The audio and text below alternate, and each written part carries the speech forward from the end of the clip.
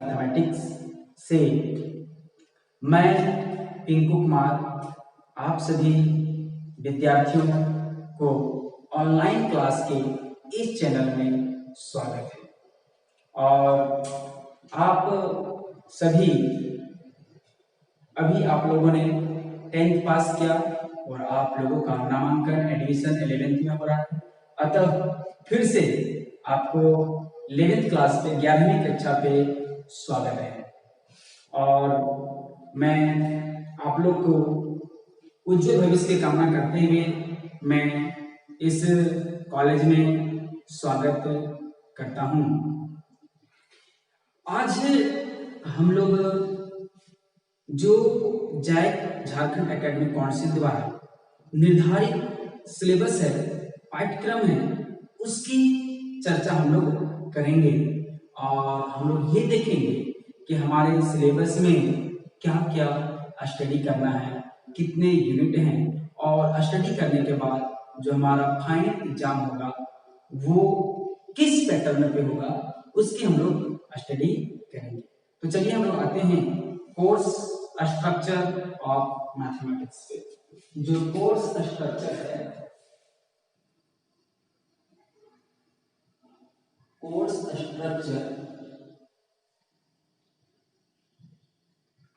Structure of mathematics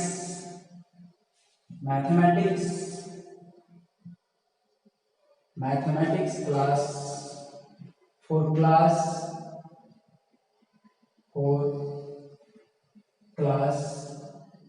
11 जो course structure कहने का मतलब हो गया सिलेबस। जो कोर्स स्ट्रक्चर कहने का मतलब हो गया हमारा सिलेबस। हमारा सिलेबस क्या है वो हम लोग देखेंगे। नॉर्मली आप बुक जब देखोगे तो आपका वहाँ 6 यूनिट पढ़ना है, लेकिन उसको हम लोग 7 यूनिट में देखते हैं। तो यूनिट बाय यूनिट है। पहला यूनिट जो हमारा है, जो पहला यूनिट है,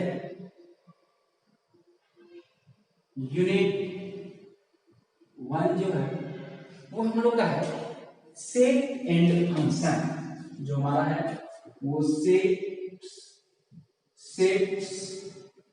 एंड फंक्शंस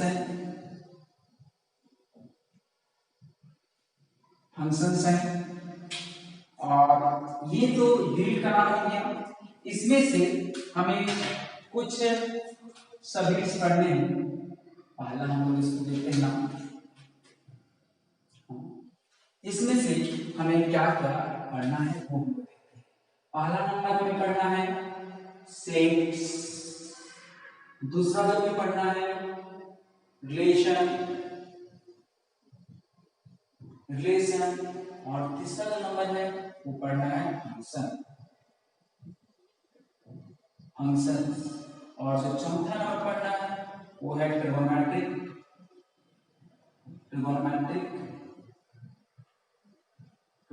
फंक्शंस।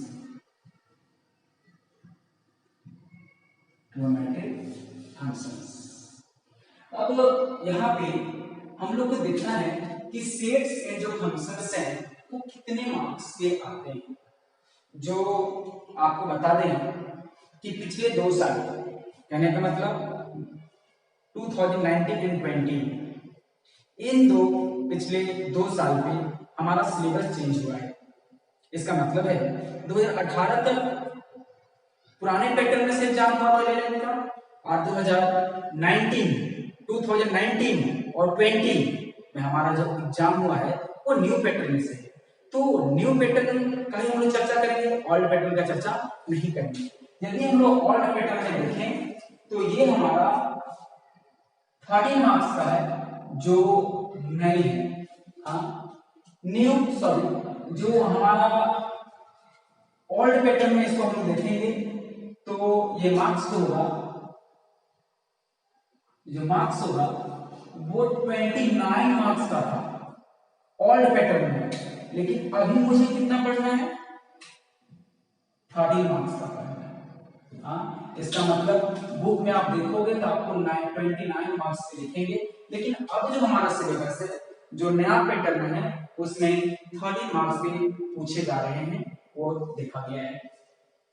जो यूनिट 2 है, यूनिट 2 हमारा है वो है अलजेब्रा। अलजेब्रा है हमारा, ठीक। और जो अलजेब्रा जो है वो देखा गया है, इसका जो मार्क्स है, हाँ, ये देखा गया है। तो ये जो ओल्ड कोर्स में था वो था 39 मार्क्स का, 39 मार्क्स का, और जो न्यू पैटर्न में है वो है 12 मार्क्स का, ठीक है। तो 39 में हम लोग पढ़ेंगे, है ना, हम लोग कितने मार्क्स का पढ़ेंगे, 12 मार्क्स का। तो इसमें से हम लोग को कुछ सब यूनिट्स हैं, उसमें से पहला यूनिट आपका है, पहला आपका यूनिट है principle of mathematical induction. Principle of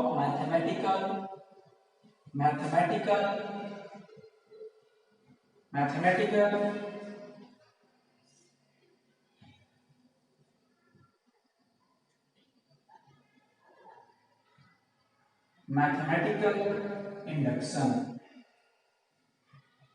हाँ, इसको हम लोग शॉर्ट में पीएमआई भी कहते हैं। क्या कहते हैं, पीएमआई, मतलब P for principal, M for mathematical, I for induction. दूसरा जो है इसमें हमें पढ़ना है कॉम्प्लेक्स नंबर। तीसरा जो है हम लोग को पढ़ना है quadratic equation with imaginary roots, ठीक है। तीसरा जो हम लोग को चौथा जो पढ़ना है यहाँ पे वो हम लोग का है लीनियर इनइक्वालिटी, दोनों सेम चीज होता है, इक्वालिटी, लीनियर इक्वालिटी। आगे जो हम लोग को पढ़ना है, पांचवा जो पढ़ना है हम लोग को परम्यूटेशन, हाँ, और जो 6 नंबर पढ़ना है इसी में हम लोग पढ़ना है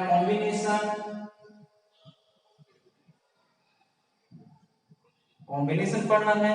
और इसमें जो है 7 नंबर जो है हम लोग को पढ़ना है बाइनोमियल थ्योरम,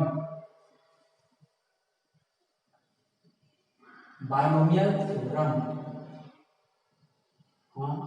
और 8 नंबर जो पढ़ना है हमें वो पढ़ना है sequence and series,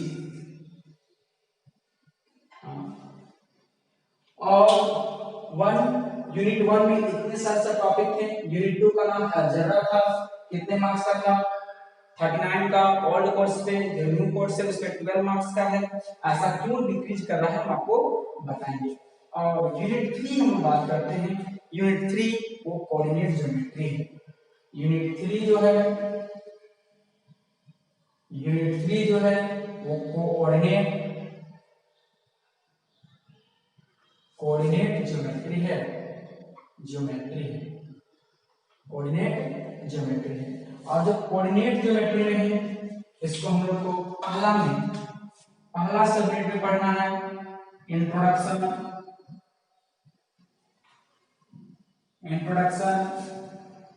about 2D, इसका मतलब 2 dimensional geometry, 2D geometry, geometry 2D geometry. जो दूसरा में पढ़ना है वो स्ट्रेट लाइन। तीसरा जो में पढ़ना है वो हमें कोनिक सेक्शन, और चौथा जो पढ़ना है हमें इंट्रोडक्शन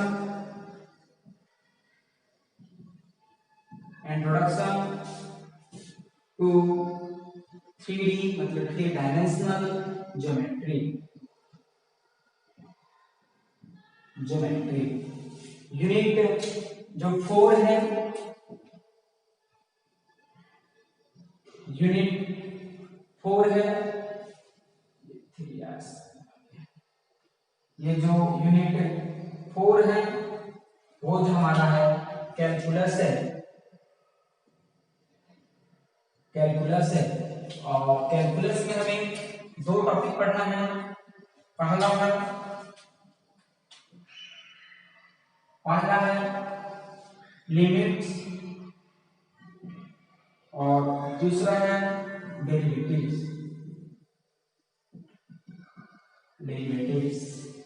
जो यूनिट 5 में है,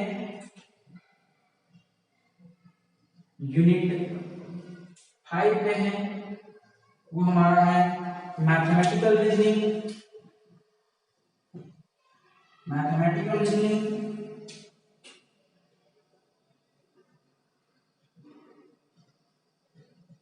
मैथमेटिकल रीजनिंग यूनिट 6 जो है स्टैटिक्स है।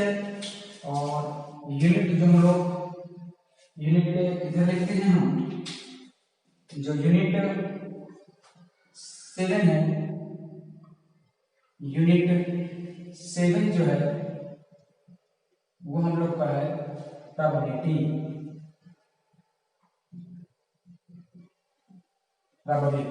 ठीक है। तो अभी हम लोगों ने जो देखा कि सेट्स एंड फंक्शंस था वो ओल्ड सिलेबस पे 29 वेटेज का था और न्यू सिलेबस में, न्यू पैटर्न में 30 मार्क्स का है। जो अलजेब्रा था उसमें ओल्ड सिलेबस में 39 मार्क्स का था और न्यू सिलेबस में, न्यू पैटर्न में 12 मार्क्स का है। और जो कोऑर्डिनेट ज्योमेट्री है वो ओल्ड सिलेबस पे हम लोग को 30 मार्क्स का था। कितना था मार्क्स? वो 30 था, वो अब नहीं है और अब जो होगा ये 6 का होगा। ये 13 का नहीं है, अब जो होगा 6 का होगा। और कैलकुलस है, पहले जो हमारा था वो 6 का था, मार्क्स जो हमारा था वो मार्क्स था वो 6 का था, जो अब नहीं है। अब कितना है? अब जो है 4 मार्क्स है। और आपको ये तीनों मिला के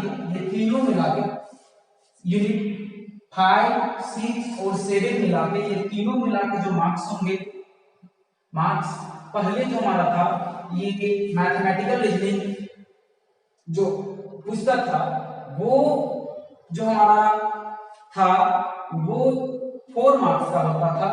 अब जो पूछता है उसमें से अलग यूनिट नहीं रखा है, तीनों को एक ही यूनिट में रखा है और तीनों मिला के जो है वो 3 मार्क्स का रहता है। अब सवाल उठता है कि ऐसा क्यों, नंबर डिक्रीज क्यों किया गया है?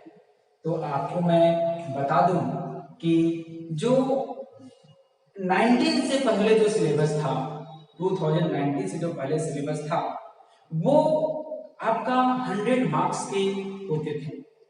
कितने मार्क्स के होते थे? 100 मार्क्स के होते थे, पूरा का पूरा 100 मार्क्स का होता था। ठीक है। और ये 100 मार्क्स में ये 3 ग्रुप में क्वेश्चन पेपर आपका 3 सेक्शन में होता था। सेक्शन ए था वो 10 क्वेश्चन था और प्रत्येक question, each question carry 1 marks.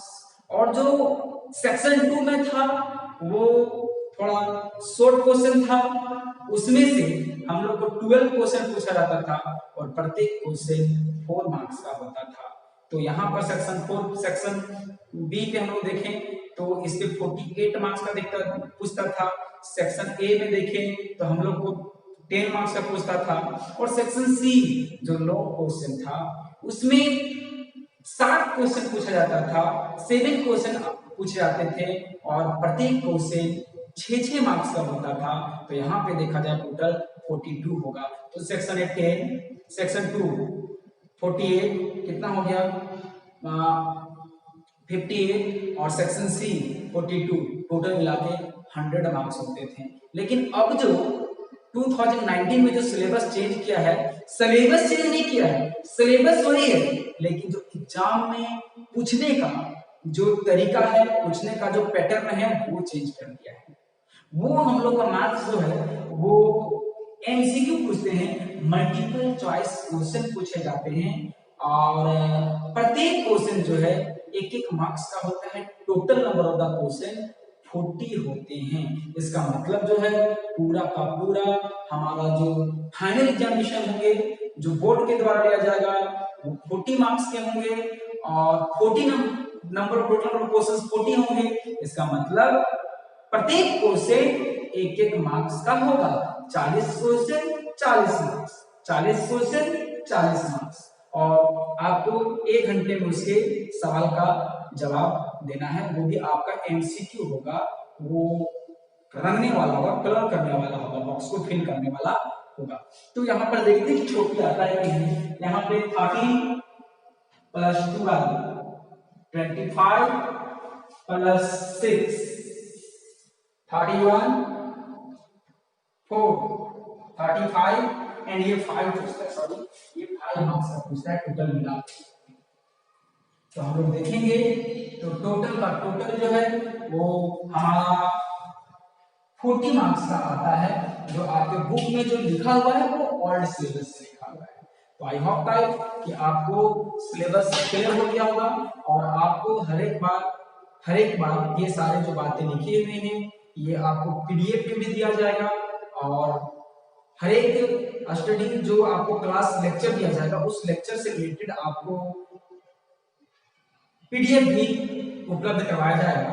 तो आपको मैं एक सजेशन देता हूं कि सबसे पहले आप लेक्चर में आने से पहले आपका जो पीडीएफ दिया गया है उस पीडीएफ को स्टडी करें।